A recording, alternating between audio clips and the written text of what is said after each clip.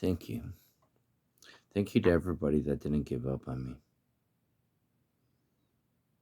Thank you for seeing stuff in me that I couldn't even see. I think about how much time I've been divorced, and even though I wasn't happily married, I was happy with my life, and it was mainly because I was a father to two beautiful boys, and they were my world. They were the only thing I ever thought I did good in this planet. And for so long, I was trying to find a purpose after that because, they're growing up, and I rationalized how they didn't need me anymore, and all that stupid heartache that we put ourselves through. That came out shining gloriously. It's hard to do without a tooth. Um, but no, all of you, everybody that I just I spent so much time lost in my mind, and I was never good with dealing with things because I had been traumatized at a very young age, which I'm sure all of us get traumatized. I just, you know, never got a chance to deal with it, and I've been running from it since I was a kid. Um, this is the longest stretch I've ever been alone, and I've progressed so much as as an individual, as a human, and as a man, as a father. Um, I don't even remember the last time I was able to look in a mirror and enjoy the reflection back, like what started off with this, this was my strength. Just this little 5 pounder helped me get to where I am. This 5 pound dumbbell gave me strength, gave me courage, gave me motivation, gave me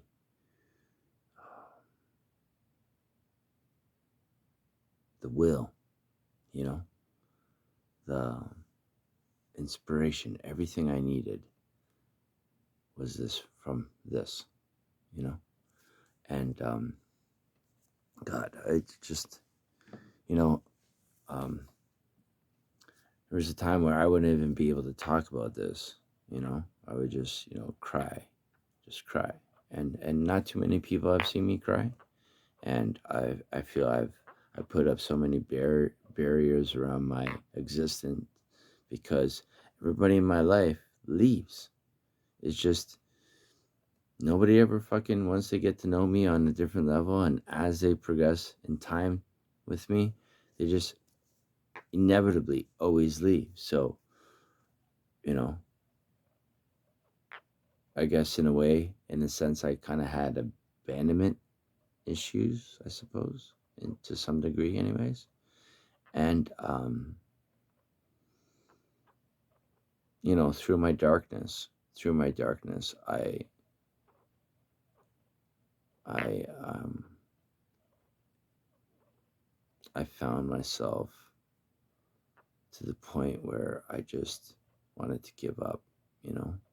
And God sent me tons of angels, and tons of signs and reasons to not give up. But even this past December for my birthday, um, I got super close. I got super close to letting go because I was just reliving and seeing myself go down the same passage as I went last year, and it was scary because I didn't want to go through that again. And then you know God just told me, so This is what you want to leave your kids? This is what you want to leave your kids? Now, I don't know about you guys, and I don't know about anybody else out there, but what I do for my kids, I message them every morning. I message them every morning. I haven't messaged Joey because I don't want him to be distracted. I want Joseph to think clearly and think on his own. And I'll have my time with him once he gets out and we can talk, and I will help him the best way I can to unlock his potential. But um,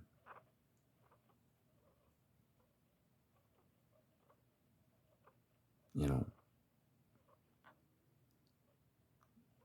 I wish I knew before that the love of my life were my kids, and there's nothing wrong with that.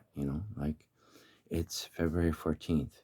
It is 8:35, and I'm enjoying my own company. I don't need anybody telling me I'm worth it or the lovey dovey. Oh, don't get it twisted. Like, I do. I want that someday, you know. But I am so far behind where I need to be before I allow myself to even try to open up to somebody else like that. Like, I don't I don't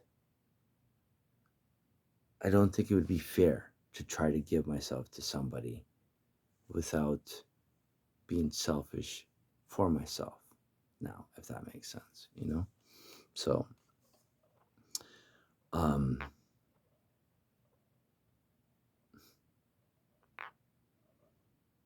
I used to hate being alone.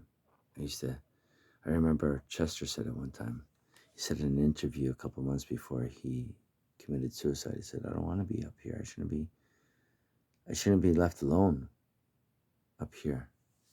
It's a dangerous place. And it is. We all have demons that we fight. It's just some people are just built differently. And some people are just built differently, and we handle things in certain ways. And I truly believe that everything happens for a reason. And um,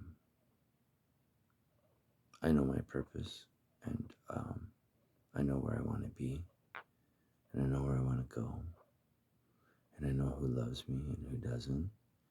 And the beautiful thing about me is, even the ones that have done me wrong, I still want nothing but the best for them.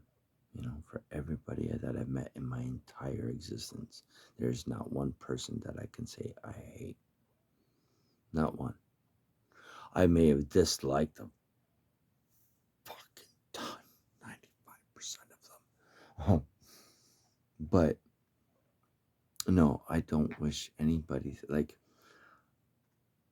I was the type of person that I was overthinker, and I still am. I mean, look, I'm talking to myself now. Um, but this is therapeutic for me, so I take it as such. And hopefully my kids will one day after I'm gone, take the time to see all these videos. And it's like my personal diary, because I don't have time to fucking write shit down. Like, I'm too sporadic, and I still, I'm very energetic, and I haven't had sex in like fucking 18 months. And I can't even remember the last time I had sex, which is fine, but I'm a guy and I got. But no, so I find myself, I got all this extra energy. So, I only gonna start getting my EI tomorrow. But when you don't have money, you make chicken soup out of chicken shit. And it's been working great. It's been working great. Um, I don't believe in giving up on myself anymore. I don't need anybody to. Um, a couple weeks back, and it wasn't even everything I do. I try to um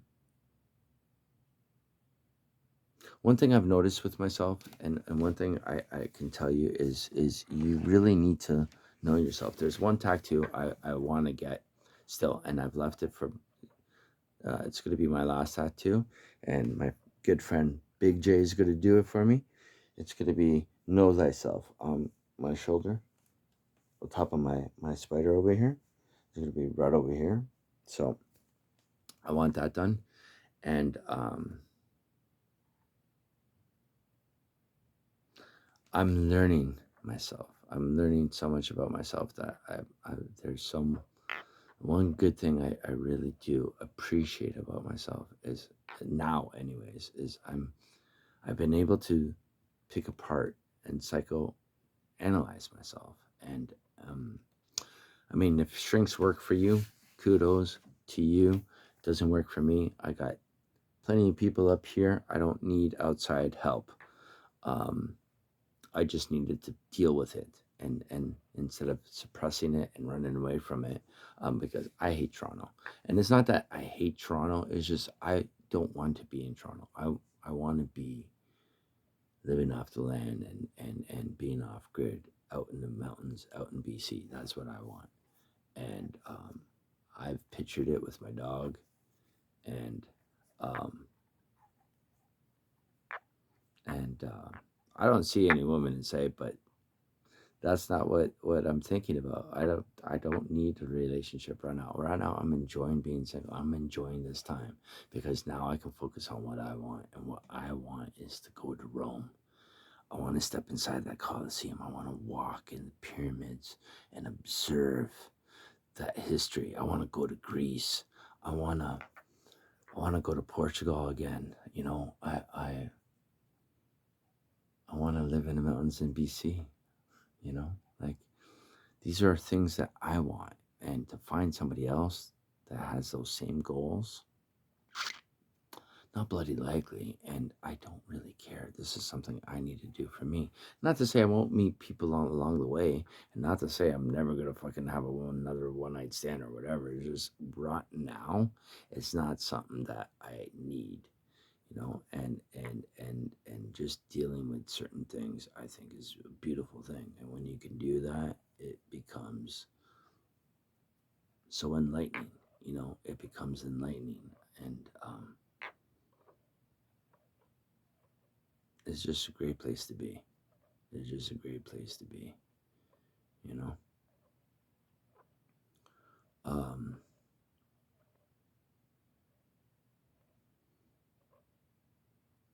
it's funny. You know, I look back at things, and there's a quote I heard.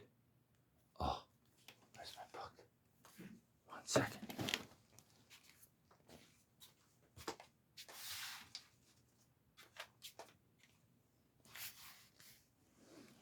One second. One second. I think it's this one.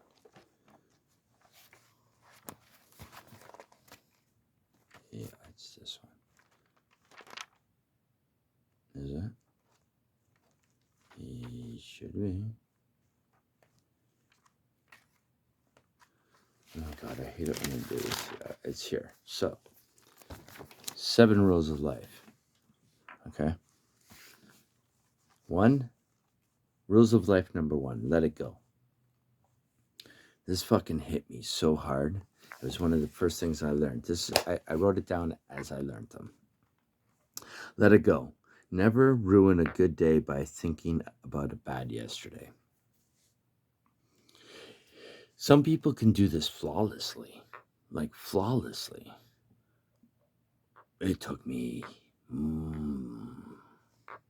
lot of tears. A lot of tears it took me. A lot of tears. Um, but yeah, I can look back. I can look back at times I've spent, and um, even the people that have left my life, I'm like, okay, this is what I was supposed to take from it. This is what I've learned from that. This is what I want for next time. Like, if you just sometimes, you know, I've learned that the more time you think about realizing what your next move is, and less time on wallowing about it, because let's be honest, who gives a shit about how many tears you cry and how many nobody cares. Nobody fucking cares. And you are in charge of your own destiny. And it's easy to say, yeah, well, but it depends. You have to appreciate certain things. Like me, I needed closure. I needed closure. I'm not to say, like, I had one friend of mine, she's like, why don't you just go back to one night stands? I'm like, because that's not me anymore. I don't need to go. Don't get it twisted. Fucking would be really, really good. I miss all night sex. That was awesome. I miss that. And one night stands is perfect for it because it gives them no time to get fat and comfortable. And then when you don't feel. Anyways, so yeah, if you can just realize what's really important, you'll be fine. And you just take it step by step. That's all I can really tell you.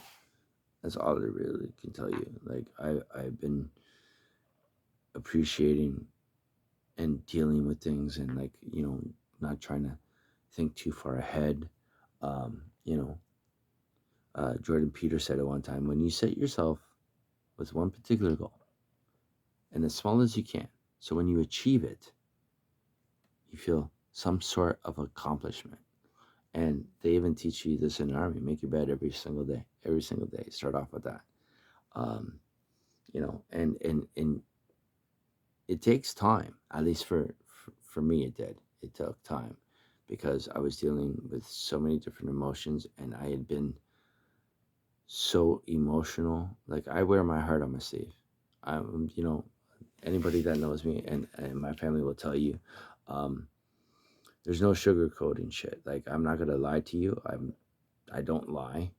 Um, the intoxicated version of me did very much. I unfortunately, I don't remember, but and it was one of the reasons why I wanted to stay sober, and really, um, I've always been a man of my word, and apparently I broke a promise, and I don't remember breaking it. And I'm not that I trust her word, but I don't, I don't think it's impossible either. Like, there was a lot of things that, um, that other version of me, the junkie in me, did that I don't remember being a part of, and I just don't like not being in control, and the fact that controlled me was heartbreaking. But then I psychoanalyzed why it was controlling me, and what I was feeling for it to control me, and like I said, once you're able to do that, then you can move past it, you know and I did, you know I did. Second rule of life: ignore them. Don't listen to other people. Here, I'm going to do this in one shot.